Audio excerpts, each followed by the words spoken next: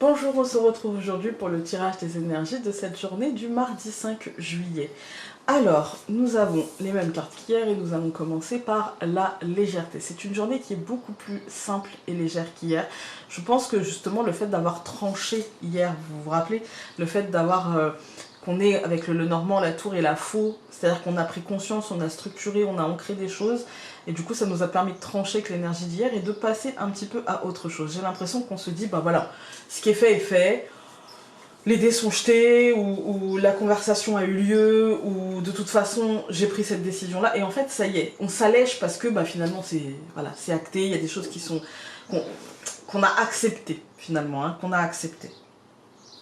Toujours avec la montagne, et moi ici ça me dit que ça y est, on a pris de la hauteur, on a pris de la distance, on a peut-être escaladé cette montagne, ou en tout cas trouvé le chemin pour la contourner, et du coup c'est moins lourd, vous voyez, c'est moins... On sait que ça va prendre du temps, on a accepté le fait que ça prenne du temps, parce que voilà, c'est chacun son rythme en fait, hein, et finalement c'est pas si dramatique que ça, vous voyez, on sait que les choses vont prendre du temps, et on est d'accord pour laisser du temps au temps. En fait, hein, on a compris. Donc 5 plus 7, ça nous donne 12, ça nous donne Bacchus. Et Bacchus, là, c'est hyper intéressant. Parce qu'en fait, Bacchus, quand on regarde un petit peu ce mythe, hein, donc c'est le fils de Zeus et d'une mortelle, reine de Thèbes. Et en fait, la reine a été influencée par la femme de Zeus, hein, par Héra. Voilà.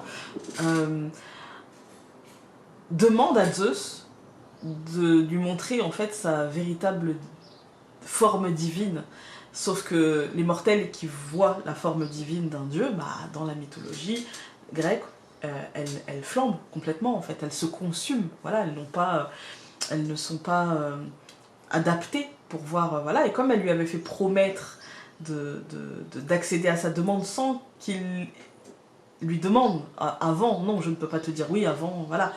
Il n'a pas pris cette précaution, donc il se montre, et donc elle se consume, et Zeus n'a que le temps de récupérer l'enfant qu'elle porte pour le faire mûrir dans sa cuisse, en fait. Et c'est ce temps-là, le temps de la maturation des choses, le temps de les faire grandir, même dans un environnement qui n'est pas forcément celui dans lequel les choses devaient se passer, on va dire, mais c'est le temps de la maturation, le temps de faire grandir, le temps, c'est une forme de gestation. Et même dans l'histoire de Bacchus, et c'est un dieu qui met du temps à se trouver, vous voyez, le temps est important dans ce mythe-là, le temps de se trouver, le temps de savoir quelle est sa véritable nature divine, en fait, hein. Le temps de savoir quel est vraiment son attribut, quel est vraiment son... Voilà, c'est un dieu un peu itinérant qui se cherche, en fait, hein. Et il y a ce côté-là, il y a ce côté, je vais laisser le temps au temps, en fait, tel Bacchus qui mûrit et sa vie, en fait, hein, le fait de pouvoir être en vie, hein, et le fait de se trouver en tant que Dieu, vous voyez, il y a ces deux côtés-là, le temps est important. Il faut accepter que les choses ont un rythme. Nous sommes en juillet. Je suis désolée, nous avons été coupés quelques secondes. Donc je vous disais, nous sommes en juillet. Et le mois de juillet est le reflet de cette montagne. C'est-à-dire que le temps est important et qu'il va falloir laisser du temps au temps, en fait. Et donc Bacchus plus donc 12 plus le 6 de l'année universelle, nous avons le pendu. Et le pendu, ça, en fait, c'est l'idée de la recherche. En fait, hein. C'est que ce temps-là n'est pas du temps de perdu, c'est du temps de questionnement, c'est du temps de recherche, c'est du temps d'analyse, en fait, hein. Il ne s'agit pas de laisser le temps au temps en se mettant les doigts de pied en éventail et en se disant, bah, de toute façon, je peux rien faire avancer, alors du coup, je pense à rien, je fais la bulle, quoi, vous voyez. Non, là, il s'agit de se poser les bonnes questions, de savoir si on va dans la bonne direction. C'est léger, donc il n'y a pas de questionnement dramatique, il y a un ajustement pour faire les choses le mieux possible. Ce temps-là doit nous être utile pour faire les choses le mieux possible pour nous, comme ça nous convient à nous, en fait. Même si ça doit encore évoluer par la suite, mais là, il est question de savoir ce qu'on veut et où on va, en fait. Et du coup, c'est pas du temps inutile, c'est du temps de recherche sur qui l'on est aujourd'hui. Et ça, c'est important. On va regarder avec le Normand. Encore une fois, la tour. Quels sont nos objectifs? Quelles sont nos intentions? Quel est notre idéal? Moi, c'est ce que ça me dit là. Encore une fois, la tour. Ça peut nous signifier aussi le monde du travail, hein, ou les dossiers administratifs, les choses comme ça. Mais moi, là, j'y vois quand même beaucoup de... C'est quoi mon idéal, en fait? C'est quoi mon objectif? C'est quoi mon sommet à moi?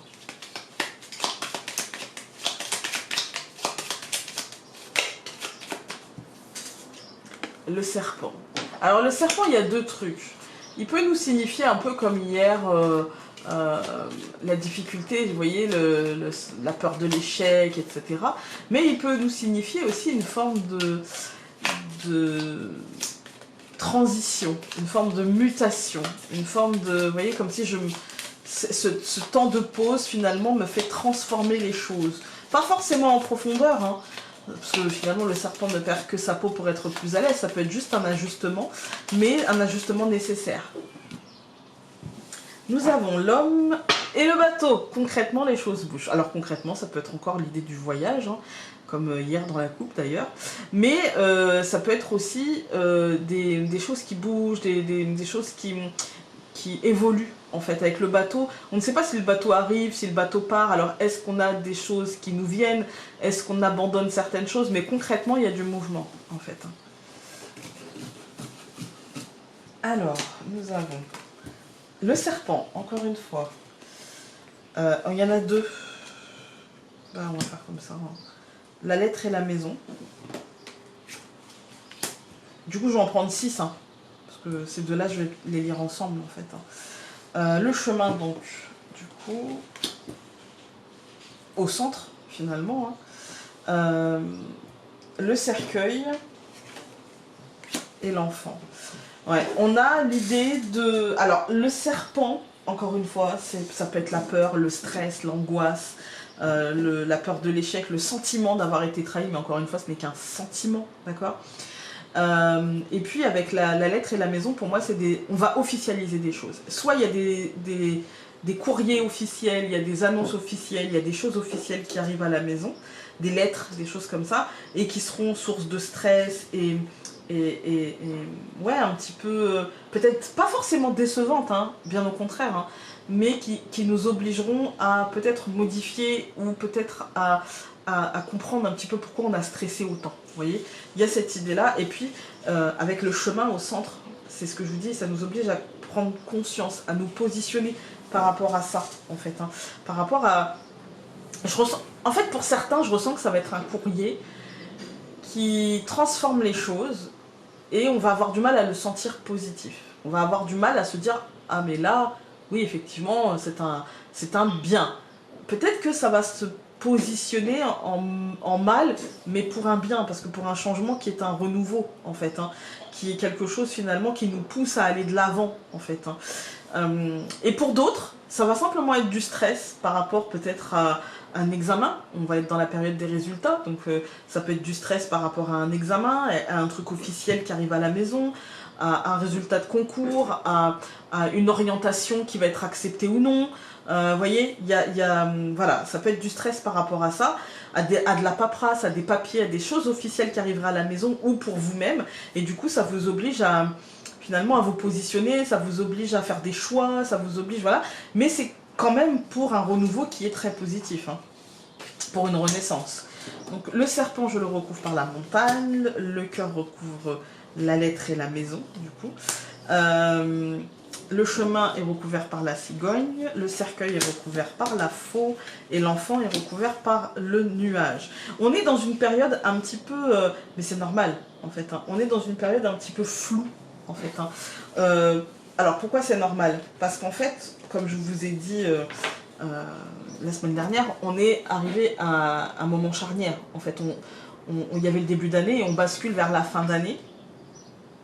Et dans une année 6 qui nous pousse à à concrétiser pour notre bien-être en fait, hein, qui nous pousse à concrétiser pour ce qu'on veut au fond, à prendre conscience des choses qui vont pas pour les transformer en choses qui vont bien.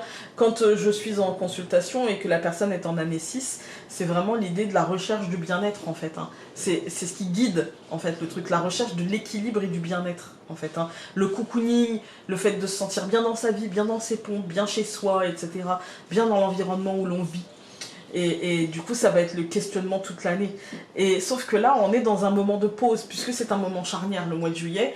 Comme le mois de juin, il y avait un moment d'harmonie, et là, c'est un moment de pause, en fait, avec la montagne, et qui ressort quand même hier, aujourd'hui, vous voyez.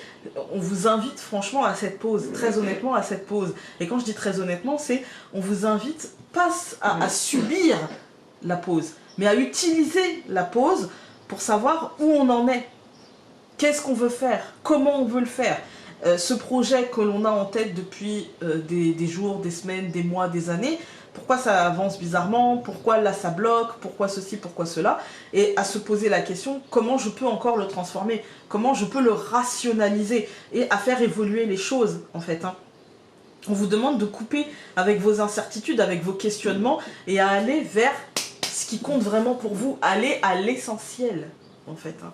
Quand on regarde les colonnes, on voit le serpent et la montagne.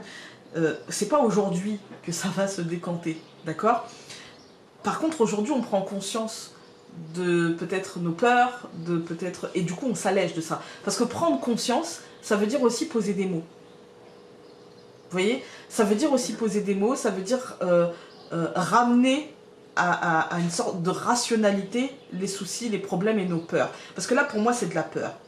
Voilà, c'est la peur que ça bloque, c'est l'énervement parce que ça bloque, ça n'avance pas, ça ne va pas comme je veux, etc.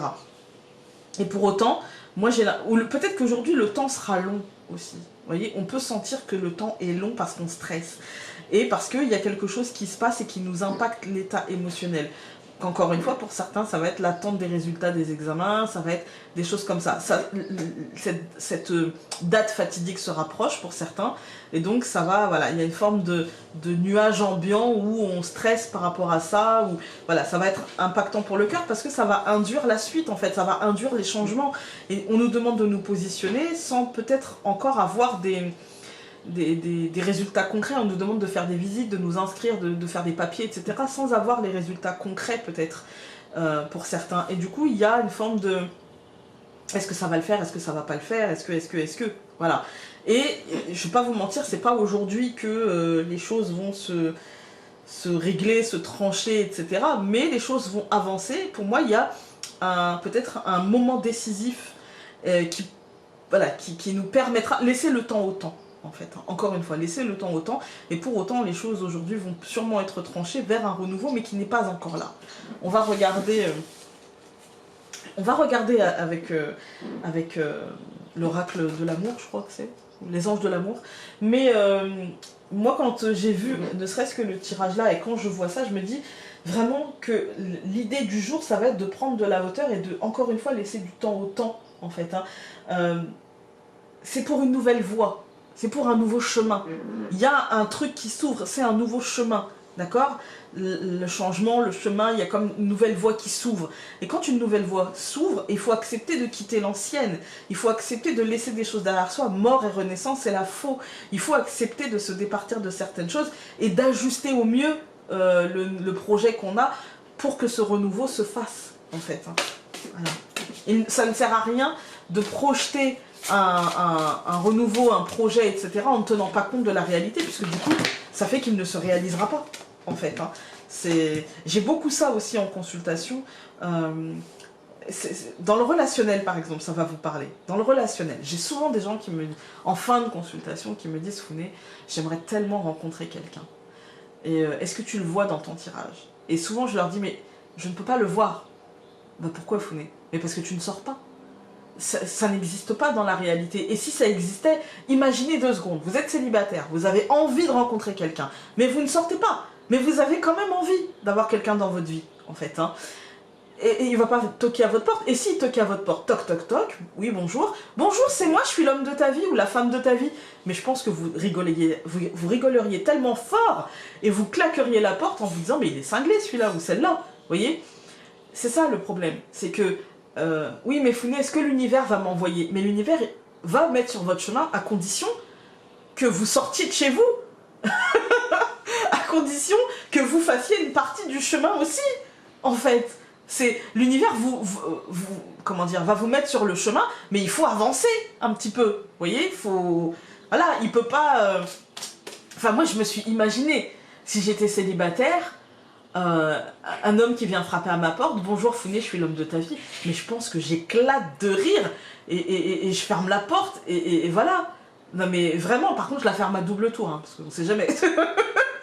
Et vous voyez le paradoxe, et pour autant si j'étais célibataire, sûrement que j'aurais envie de partager ma vie avec quelqu'un, très certainement, parce qu'on est des êtres sociaux, parce que même quand on aime la solitude comme moi, eh bien je suis très contente quand même à des moments de ma journée, de croiser mon mari et de prendre ma dose de sociabilité, d'amour, vous voyez, et voilà, c'est...